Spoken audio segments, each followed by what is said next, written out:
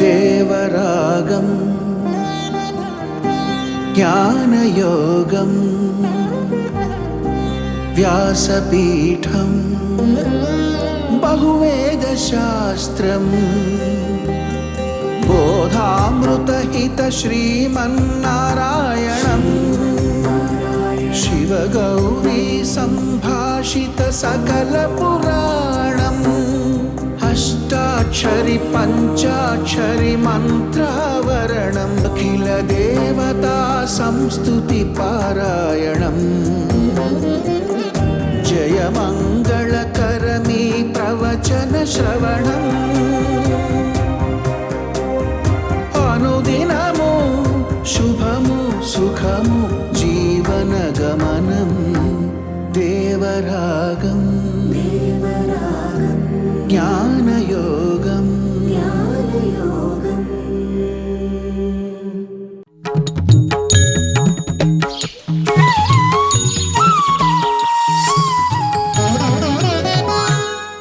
ఆపదామపహర్తారం దాతారం సర్వసంపదాం లోకాభిరామం శ్రీరామం భూయో భూయో నమామ్యహం.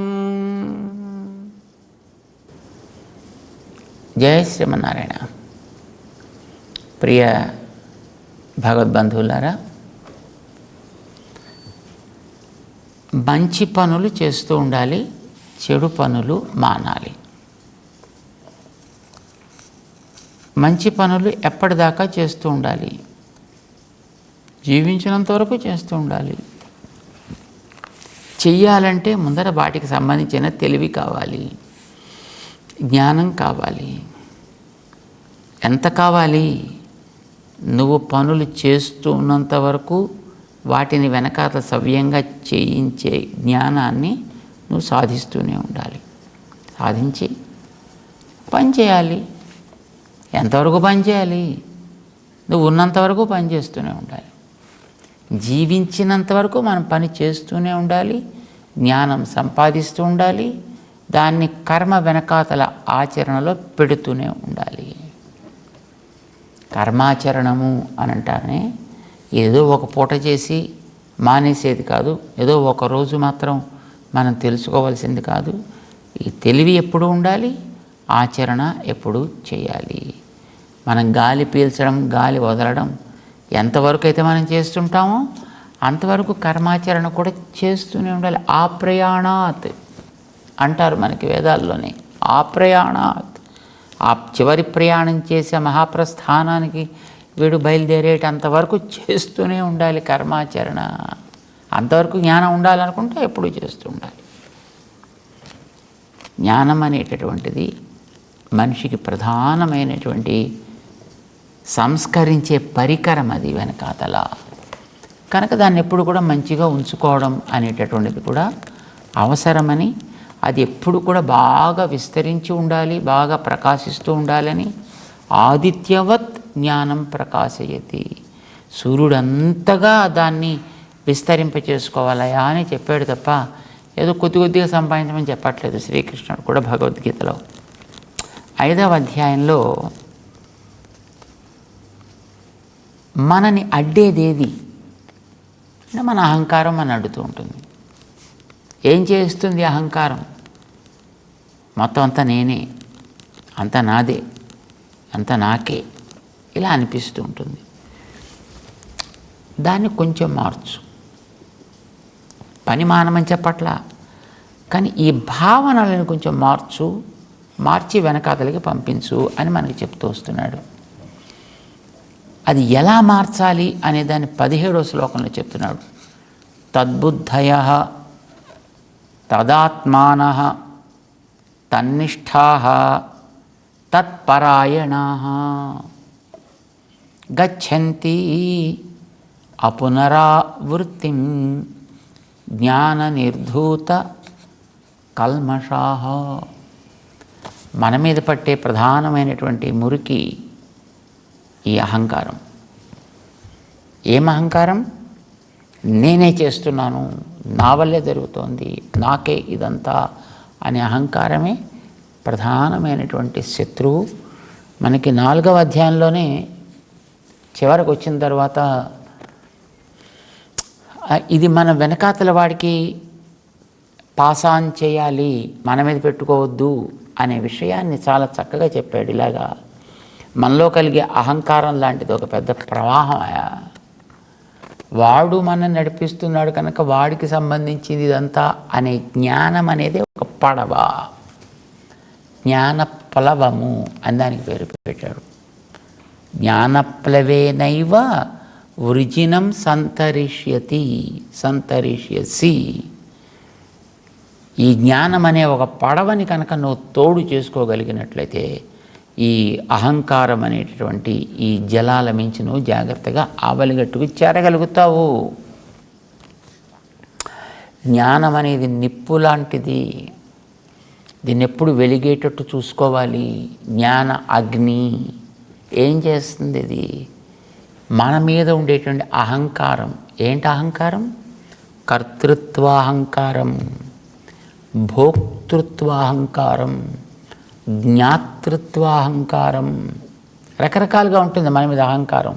ఒక రకంగా కాదండి, మొత్తం మనంతా నిండి ఉంటుంది, అన్ని రకాలుగానే ఉంటుంది అది. సో ఈ అహంకారాన్ని మనం ప్రధానంగా కాస్త క్లాసిఫై చేస్తే కర్తృత్వ, జ్ఞాతృత్వ, భోక్తృత్వ అంటే నేనే చేస్తున్నా, నా వల్లే జరుగుతోంది, ఇది అంతా నాకే, గొడవడికి దీంట్లో నేను షేర్ చేసేది లేదు, ఇలా అనిపిస్తుంటాయి. వీటిని కాల్చి పారవేయవలే. దేంతో కాల్చవలే? అగ్నితో కాల్చవలే. అయితే ఆ అగ్ని ఎక్కడి నుంచి వస్తుంది? నీలోనే ఉంది, నీలోనే ఉంది. జ్ఞాన అగ్ని ఉందయ్యా నీకు. కానీ ఈ అగ్నిని కాస్త ప్రజ్వలిల్ల చేయాలి, దీన్ని బాగా పెంచాలి. దేంతో పెంచాలి?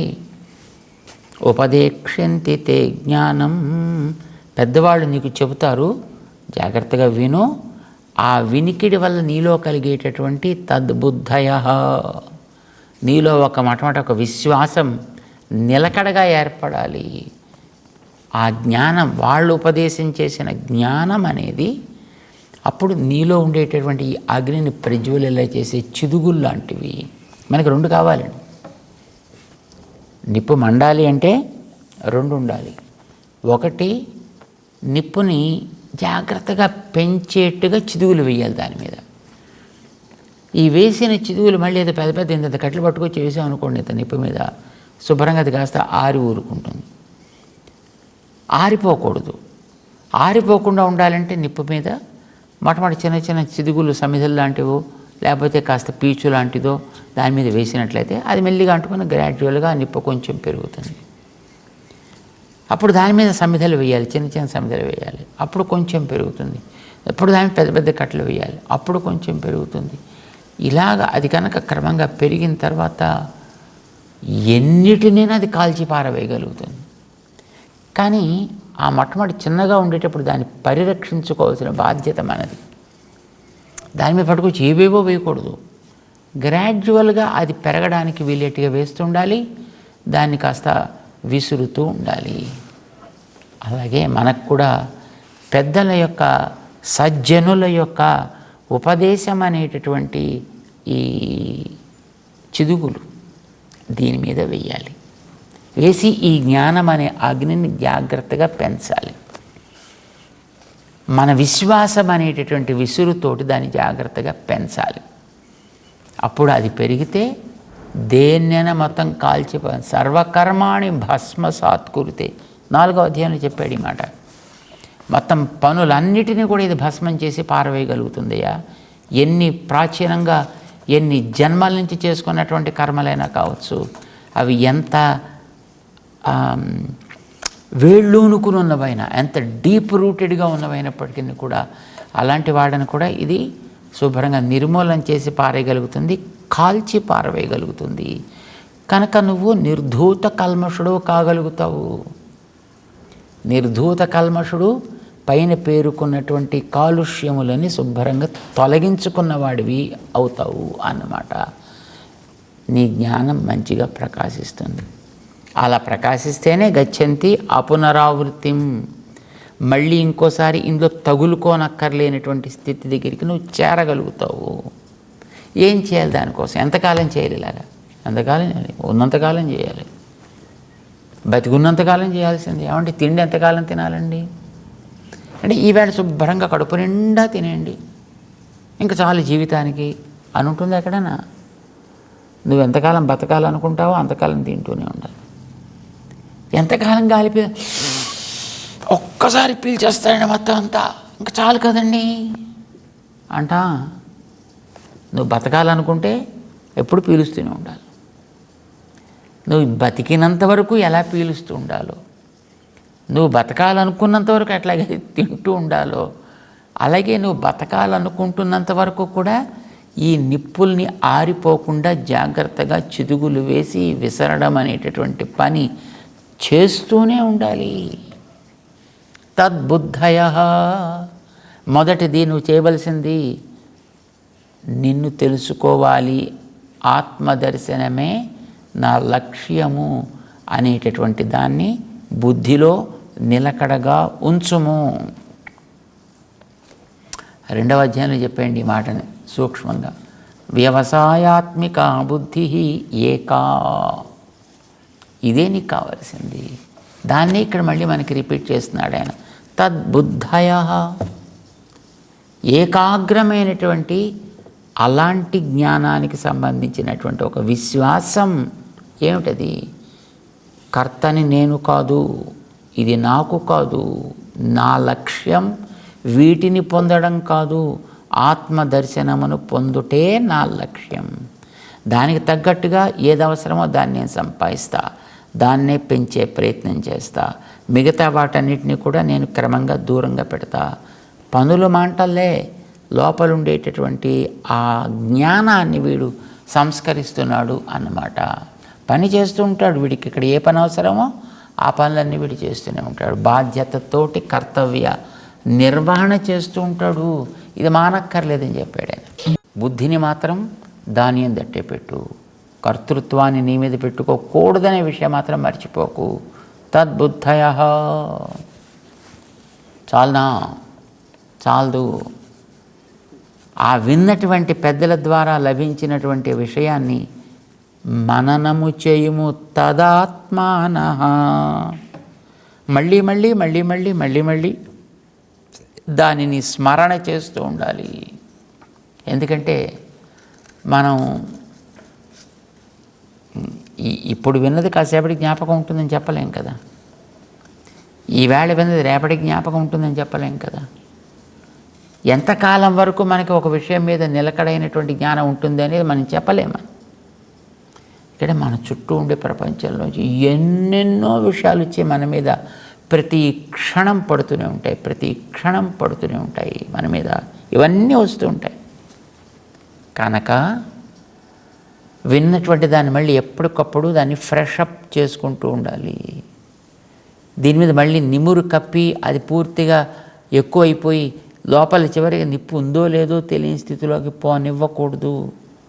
కనుక ఎప్పుడెప్పుడు పడుతుంటే ఒక్కసారి దాన్ని ఉఫ్ఫుమని ఊది ఒకసారి మళ్ళీ కాంతివంతంగా తయారు చేసినట్లుగా నువ్వు విని ఏర్పరచుకున్నటువంటి నన్ను నేను చక్కగా తెలుసుకుని ఎప్పుడు అదే ఒక కవచంలా పెట్టుకోవాలి. వీటితోటి నేను ప్రవర్తించాలి జీవితంలో. ఈ కవచం కనుక దృఢంగా ఉన్నట్టయితే నువ్వు బయటి ప్రపంచంలో తిరిగేటప్పుడు, నీ కర్తవ్య పాలన చేసేటప్పుడు నీకు ఎదురయ్యే శత్రు, మిత్ర, ఉదాసీన ఇలాంటి వాళ్ళంతా ఎప్పుడు ఉంటారు కదా మన చుట్టూ ఉన్న సమాజంలో. రకరకాల వాళ్ళు ఉంటుంటారు, మారే ప్రకృతి ఉంటూ ఉంటుంది, దాని మధ్యలో నువ్వు ఉంటావు. కానీ ఆ ప్రభావాలేవి కూడా నిన్ను నీ లక్ష్యంలోంచి దూరము చేయవు.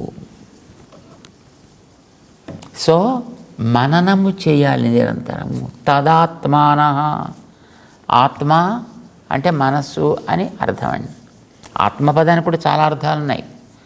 ఆత్మ అంటే జీవుడు అని అర్థం, ఆత్మ అంటే దేవుడు అని అర్థం, ఆత్మ అంటే సంకల్పం, స్వభావానికి కూడా అర్థం, ఆత్మ అంటే స్వరూపం అని అర్థం అండి. ఇదంతా కూడా స్వర్ణాత్మకము అంటే బంగారంతో చేసింది అని అర్థం. ఇదంట మృదాత్మకము, మృత్ అంటే మట్టి, మృదాత్మకము ఈ కుండ అంటే మట్టితో చేసిందని అర్థం. అంటే అది తన్మయము అంటే అదే ఇక్కడ ఉందని అర్థం. అలాగే అదొక అర్థం ఉండే ఆత్మ అంటే స్వర్ణమయము అని అంటాం కదండి, అంటే భర్తగా బంగారమే, ఆ మయము అండం లాంటిది అనమాట ఆత్మ అనే పదం కూడా అక్కడ. కనుక ఇది స్వర్ణ ఆత్మకము స్వరూపం. అబ్బా వాడంటే ఎంత శుద్ధాత్ముడండి వాడు. శుద్ధాత్ముడంటే స్వభావాన్ని చెప్పేది. వాడు ఎప్పుడు కూడా మంచి పనులే చేస్తాడు, మంచి ఆలోచనలు చేస్తాడు, మంచి సలహాలు ఇస్తాడని అర్థం. శుద్ధ ఆత్మ మంచి స్వభావం కలవాడు అని అర్థం. అంటే ఇందాక స్వరూపాన్ని చెప్తోంది ఇది, ఇప్పుడు స్వభావాన్ని చెప్తోంది. మనస్సుకు కూడా ఆత్మ అని పేరే, జీవుడికి ఆత్మ అని పేరు, దేవుడికి ఆత్మ అని పేరు. మనకి శాస్త్రాల్లో ఒక్కొక్క పదాన్ని దానికి ఉండేటువంటి అర్థ గాంభీర్యాన్ని బట్టి ఎన్నిటిలోనే అప్లై చేస్తుంటారు దాన్ని. అట్లాగే ఇక్కడ మనస్సు గురించి చెప్తున్నాడు. తద్బుద్ధయ, ఆత్మ దర్శనమే నీ లక్ష్యముగా పెట్టుకో. తదాత్మానః, అదే నీ మనస్సులో సతతము తలువుము. మనసుకి పని తలవడం కదండి, సంతత స్మరణ చేసుకోవడము, మర్చిపోకుండా ఉండేట్టు చూసుకోవడం. మనకి ఏదైనా ఒక పాట రావాలంటే ఏం చేస్తాం, దాన్ని కాగితం మీద లిరిక్ రాసుకుని దాన్ని మళ్ళీ మళ్ళీ మళ్ళీ మళ్ళీ చూసుకుని చదువుతూ ఉంటాం. ఏదైనా ఒక విషయం మన జ్ఞాపకం పెట్టుకోవాలనుకోండి, మళ్ళీ మళ్ళీ మళ్ళీ మళ్ళీ దాని గురించినటువంటి ఆలోచన మనం చేస్తూ ఉంటాము. స్మరణ అని అంటాం. అది మనసులో నిలబడటానికి వీలుగా కృషి చేస్తాం. తదాత్మానః, నువ్వు ఎంత బాగా మననం చేస్తే అది నీ లోపల అంత స్థిరంగా నిలబడడానికి అవకాశం ఉంది. వేదాలు చదువుకునే వాళ్ళు చూడండి, ఆ వేదాలని తెల్లవారు గట్ల లేచినప్పటి నుంచి వాళ్ళు అదే పనిగా వర్లిస్తూ ఉంటారు. మళ్ళీ మళ్ళీ మళ్ళీ మళ్ళీ మళ్ళీ మళ్ళీ వర్లిస్తారు. మళ్ళీ గురువుగారి దగ్గర వెళ్ళి మళ్ళీ అప్పగిస్తారు, మళ్ళీ కూర్చుని వర్లిస్తారు, మళ్ళీ అప్పగిస్తుంటారు. ఇలా పాఠాలు చెప్పుకుంటూ ఉంటారు, చదువుకుంటూ ఉంటారు, మళ్ళీ వర్లి వేస్తుంటారు. అర్ధరాత్రి పూట వాడిని గాఢ నిద్రలోంచి ఒక్కసారి లే అని లేపి కూర్చోపెట్టి ఆ చదువు ఫలానా మంత్రం అని ఆ పోర్షన్లోంచి ఎప్పుడైనా అడగగలిగితే తక్కువ సమాధానం చెప్తాడు, వెంటనే సమాధానం చెప్తాడు. ఎలా వచ్చింది అది? వీడు చేసిన సంతత మననము వలన అది వీడి మనస్సులోంచి మెల్లిగా లోపలికి వెళ్ళి వీడు బుద్ధిలో స్థిర ప్రతిష్ఠ చేసుకుంది. నిష్ఠ ఏర్పడింది, దానికి తిష్ట కుదిరింది, దానికి లోపల కూర్చుందండి. తన్నిష్ఠా, అది వీడి లోపల ఎంత స్థిరంగా ఉంటే మననం అంత బాగా సాగుతూ ఉంటుంది. మననం ఎంత బాగా సాగితే నీకుండే విశ్వాసం అంత కార్యరూపంలోకి వెళ్ళేట్టు చేస్తుంది. అప్పుడు నువ్వు ఆ పని చేయగలుగుతావు, లేకపోతే మనకి పని చేయలేము. తనకి ఇష్టమైనటువంటిది ఏదైనా చేయాలనిపించింది అనుకోండి, దానికి ఇంకా టైం అక్కర్లేదు, ఒకటి ప్రేరణ అక్కర్లేదు, మరొకటి అవసరం లేదు. వీడు దాన్ని చేయకుండా ఉండలేక చేస్తాడు వాడు. అక్కడ సమయం గమయం కూడా ఉండదండి. అక్కడ అరే టైం పోతుందిరా, ఇంకా ఎప్పటికీ పూర్తి చేయి, తీర్థమే, మేము పోవాలి బయటికి అని అన్నా ఇదిగో అయిపోతుంది, ఇదిగో అయిపోతుంది అంటాడు తప్ప, కానీ అది పూర్తి కాదు అక్కడ. ఎందుకంటే వాడికి ఇంకా తృప్తి కలగలే. వాడికి లోపల ఉండే ఆ ప్రేమ చేత ఇంకా ఏదో చేయాలి, ఇంకా ఏదో చేయాలి అని అంటే ఎప్పుడది దాని వీడికి ప్రేమ కలిగితే, విశ్వాసం ప్రేమగా పరిణమిస్తే లోపల వీడికి నేను తలుచుకోవలను, నేను మననం చేయవలను అని ఎవడు చెప్పక్కర్లేదండి. ఇప్పుడు వాడు మనం చెయ్యొద్దురా నువ్వు అన్నా కూడా వాడు దాన్ని చేస్తుంటాడు. వద్దన్నా అదే సాగుతుంటుందండి వీడి దగ్గర. ఎప్పుడైతే అట్లా సాగుతుందో అది మనసులో మరింత మరింత స్థిరపడుతుంది. అంత లోపల తానే అయి నిండిపోతుంది. ప్రహ్లాదుడి లోపల నారాయణుడు నిండిపోయినట్టుగా. ఎన్నోసార్లు నాన్నగారు వద్దన్నాడు ఆయన, రకరకాల హింసలు పెట్టాడు ఆయన, గురువులు ఎంతో రకంగా చెప్పారు ఆయన, కానీ అతనికి అది లోపలది నిష్ఠ ఏర్పడింది, తన్నిష్ఠుడయ్యాడు ఆయన. అందుచేత తదాత్మకుడయ్యాడు. తదాత్మకుడయ్యాడు కనుక తద్బుద్ధి వాడికి ఎప్పుడు కూడా దాని మీదే సాగుతూ ఉంటుంది. ఇది ఇటు నుంచి కాదండి, ఇప్పుడు వెనక నుంచి వస్తుంది. అది మామూలుగా అయితే ఇప్పుడు బుద్ధిలో పెట్టి దాన్ని సంతతము వర్లించి అది లోపల వీడికి నిలబడేట్టుగా చేయాలి. మన వేద పండితులను మీరు అర్ధరాత్రి లేపి ఒరే చెప్పరా ఈ మంత్రం అంటే కూడా నిలిచి ఉంది కనుక టక్కమని చెప్తారు. కానీ అది కూడా బాధతోటే చదువుతారు, ప్రేమతోటి చదవరు, బాధతోటి చదువుతారు. కానీ నిలుపుకోవడం అయితే నిలుపుకోగలుగుతారు. ఇప్పుడు వీడికి వర్లనక్కర్లేదు, వీడికి ఇతరమైనటువంటిది అక్కర్లేదు. దాని ఎందు వీడికి ప్రీతి ఏర్పడింది కనుక ఆ ఏర్పడ్డ ప్రీతితోటి మనసులోంచి అది చెదరకుండా మొత్తం నెంజు నిరయ పుహుందాన్ అని ఆళ్వారు చెప్పినట్టుగా వీడి మనస్సంతా మొత్తం అదే అయి నిండిపోతుంది. అది నిండిపోవడం చేత ఏది కనిపించినా దానికి తగ్గట్టుగానే వీడు మననం చేస్తుంటాడు. అక్కడ చెట్టు కనిపించినా, పుట్ట కనిపించినా, గట్టు కనిపించినా, పదార్థం కనిపించినా, ఒక ప్రాణి కనిపించినా, ఏది కనిపించినా దానికే వీడు లింకప్ చేస్తుంటాడు. ఈ లింకప్ చేయడం ఎప్పుడైతే ప్రారంభించిందో ఇంక వీడికి వీడి లోపల కలిగినటువంటి ఆ జ్ఞానం వీడిని దానికేసి ఏదో చేసేట్టు చేస్తుంది, దానికేసి పరుగులు పెట్టేట్టు చేస్తుంది, దానికోసం ఏదో తపన పడేట్టు చేస్తుంది. చాలామంది మా దగ్గర వచ్చి అడుగుతుంటారండి, స్వామి పూజ చేయడానికి చాలా కష్టంగా ఉందండి, మనసు నిలకడగా ఉండట్లేదండి, ఏం చేయాలో చెప్పండి.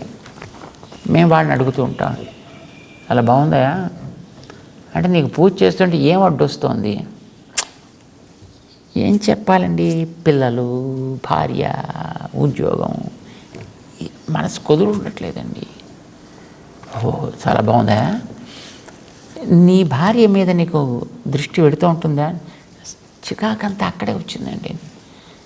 ఆవిడ మీద నీకు దృష్టి వెళ్ళడానికి నువ్వు ఎంతకాలం తపస్సు చేసావు, ఎంత సాధన చేసావు, ఎంతసేపు దానికి జపం చేసావు అని చేసావు?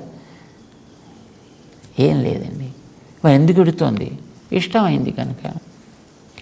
ఇష్టమైంది కనుక నువ్వు సాధన అక్కర్లేకుండా నీ మనసు దాని మీదకి ఆటోమేటిక్గా వెళ్ళిపోతుంది. పిల్లలంటే నీకు ఇష్టమైంది కనుక నువ్వు చెప్పకపోయినా మనసు దాని మీదకి వెళ్ళిపోతుంది. నీ చేసే ఉద్యోగం, నువ్వు చేసే పూజ నీకు ఇష్టం లేదు కనుక దాని మీద నువ్వు బలవంతంగా తీసుకొచ్చి అక్కడ దాన్ని కుక్కినా అది మళ్ళీ ఎక్కడి నుంచో సుస్మల్ల జారిపోతుందండి, గెలవట్లేదు అక్కడ. ఇక్కడ నీకు ఇష్టమైంది కనుక నువ్వు వద్దనుకున్నా, నీ చుట్టూ అవి లేకపోయినా, నువ్వు ఎక్కడ పూజా మందిరంలో కూర్చున్నా అవన్నీ వచ్చి నీ లోపల చేరుతున్నాయి. ఇష్టమైంది కనుక నీకు మొట్టమొదట కావాల్సింది ఇష్టం కావడం. అప్పుడు నువ్వు చేసే ప్రతి పని కూడా దానికేసే తత్పరాయణ. ఏది చేసినా తత్పరాయణత్వం వస్తుంది, ఆత్మపరాయణత్వం. అది ఎవడి గురించో కాదే, నీ గురించి చేసుకోవా, నీ గురించి చేసుకో. నువ్వు ఆత్మవి, నువ్వు శరీరానివి కావు, నువ్వు ఆత్మవి. ఈ శరీరం పోయేది కానీ నువ్వు పోయేవాడివి కాదు. ఆత్మ ఎప్పుడూ ఉండేది, దీంతో వచ్చినవన్నీ పోయేవి. కానీ నీతో ఉండే జ్ఞానం ఎప్పుడు పోయేది కాదు, అది ఎప్పుడూ ఉంటుంది. ఎప్పుడూ ఉండే నీ గురించి తెలుసుకోవాయా. ఎప్పుడు ఉండేటటువంటి నీవే నీకు లక్ష్యం కావాలి, నువ్వు తత్పరాయణుడివి కావాలి. అది నీకు ఎప్పుడైతే ప్రేమాస్పదమైందో అప్పుడు తన్నిష్ట కుదురుతుంది. ఎప్పుడు నిష్ఠ కుదిరిందో తదాత్మకుడు నువ్వు కాగలుగుతావు. సంతత స్మరణ దానంతట జరుగుతుంది. ఎప్పుడు నువ్వు స్మరించగలుగుతావో అప్పుడు నీకు దాని యందు ఒక అధ్యవసాయం, నాకు ఇది తప్ప ఇంకేమి అవసరం లేదనేటటువంటి ఒక అధ్యవసాయం, ఒక పట్టుదల నీలో ఏర్పడుతుంది. తద్బుద్ధయ. ఇప్పుడు ఇటు నుంచి మనం మామూలుగా పెడుతున్నాం కాదు, ఇప్పుడు అటు నుంచి వస్తాం. ప్రేమ ఒకటి ఉంటే తద్బుద్ధయ తదాత్మాన తన్నిష్ఠా తత్పరాయణ. అది తప్ప నాకు వేరొక అయనం అంటే పొందాల్సింది మరిక లేదు. ఇది ఆత్మ గురించి అనుకోను. దేవుడి గురించి తర్వాత ఆలోచిద్దాం, మిగతా వాడి గురించి తర్వాత ఆలోచిద్దాం. మొదట నీ గురించి అనుకో. తత్పరాయణ. ఇది కనుక కలిగితే నీకు గచ్చంతి తప్పకుండా చేరతారు. దేనిని? ఆ పునరావృత్తిం, నశించకుండా లభిస్తే ఒకసారి మళ్ళీ అక్కడికి వెనుతిరిగి రానవసరం లేకుండా ఉండేటటువంటి ఉత్తమమైనటువంటి ఆనంద స్థానాన్ని పొందగలుగుతాడు. మరి పాతగా సంపాదించుకున్నటువంటి ఈ కర్మల స్టాక్ అంతా ఎవరికి ఇవ్వాలండి? దీన్నంతా ఎక్కడ పెట్టుకోవాలండి? ఇదంతా పెట్టుకుని మనం అక్కడికి పోతామండి అంటే మరి అక్కడికి పోయినా మళ్ళీ ఈ పిల్లిని సంగరం పెట్టుకుని స్వర్గానికి వెళ్ళినట్టు మళ్ళీ ఇది ఎందుకు? మళ్ళీ మన వెనకాతల బ్యాగేజీ ఏమవుతుంది? మరి ఇదంతా నిర్ధూతం అవుతుంది, మొత్తం నశిస్తుంది. దేని చేత? నీలో కలిగినటువంటి ఆ ప్రేమ చేత, ఆ జ్ఞానము చేత, ఆత్మజ్ఞానం చేత, కర్త నేను కాదు వాడు అనుకునేటటువంటి జ్ఞానం చేత. జ్ఞాన నిర్ధూత కల్మషాహ అవుతాడయ్యా. ఇది మనం చేయాల్సినటువంటి పని అంటూ అర్జునుడికి శ్రీకృష్ణుడు కర్మ సన్యాస యోగా అనే అధ్యాయంలో ఉండేటటువంటి 17వ శ్లోకాన్ని చెబుతూ ముందుకు సాగుతున్నాడు. జై శ్రీమన్నారాయణ.